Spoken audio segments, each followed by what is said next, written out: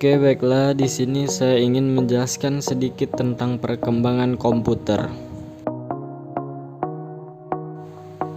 Komputer ialah peralatan elektronik yang terdiri dari komponen-komponen yang saling bekerja antara satu dengan yang lainnya untuk menghasilkan informasi berdasarkan program dan data yang ada dalam membantu pekerjaan manusia agar lebih efektif dan efisien. Dalam pengoperasian suatu komputer itu harus adanya hardware, software, dan juga firmware. Jadi pada inti ini itu adanya saling terkaitan, karena ini saling kerjasama. Hardware tanpa adanya software, maka itu hanya sebuah perangkat keras yang tidak ada artinya. Tapi itu juga dibutuhkan firmware untuk mengoperasikannya, karena firmware sebagai user dan sebagai pengendali sistem tersebut. Komputer generasi pertama 1940 sampai 1956. Perangkat komputer yang pertama ternyata dikembangkan untuk desain pesawat dan peluru kendali. Digagas oleh Konrad Zuse, seorang insinyur asal Jerman. Komputer generasi pertama menggunakan tabung hampa udara sebagai sirkuit dan drum magnetik untuk memori. Komputer generasi pertama ini sangat mahal dan besar, hingga mengisi seluruh ruangan. ENIAC, komputer elektronik pertama di dunia, mempunyai bobot 30 ton, panjang 30 meter, dan tinggi 2,4 meter. Komputer generasi pertama mengandalkan Maschine Language, level bahasa pemrograman paling rendah yang dimengerti komputer.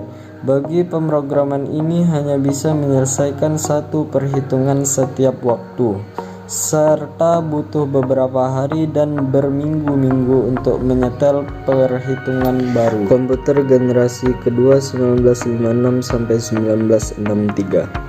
Diciptakannya transistor pada generasi ini mengubah wajah komputer yang dikenal generasi pertama. Transistor menggantikan tabung hampa dan memulai perkembangan komputer generasi kedua.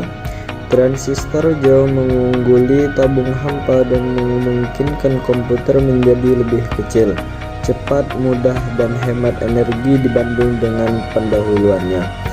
Selain itu, pada generasi ini juga dilakukan pengembangan memori inti magnetik.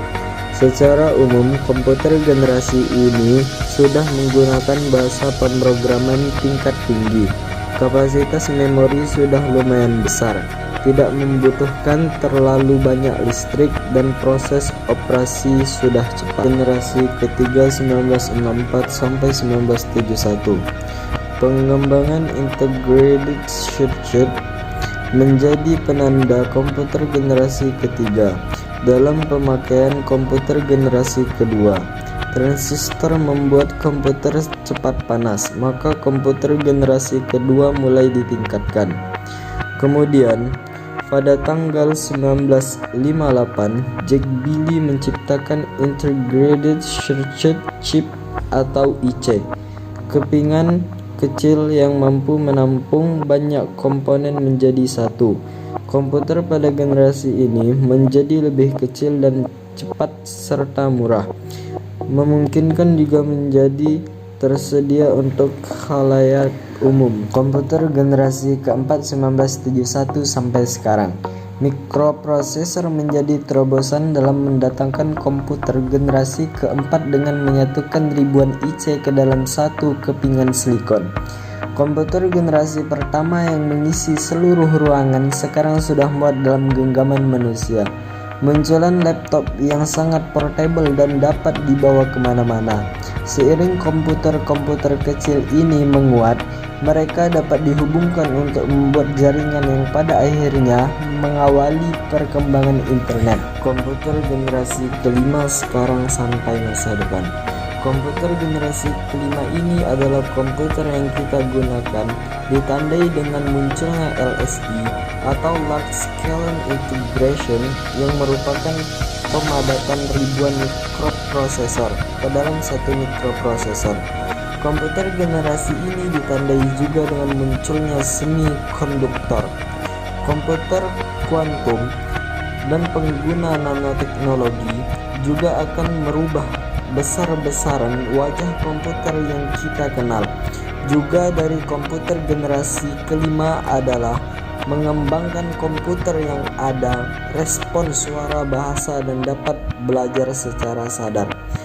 Ternyata jauh sekali, ya. Smart bodies, wajah dan fungsi komputer yang kita gunakan saat ini dan komputer pada awalnya. Sekarang komputer menjadi sesuatu yang tak dapat terpisahkan dari kehidupan sehari-hari.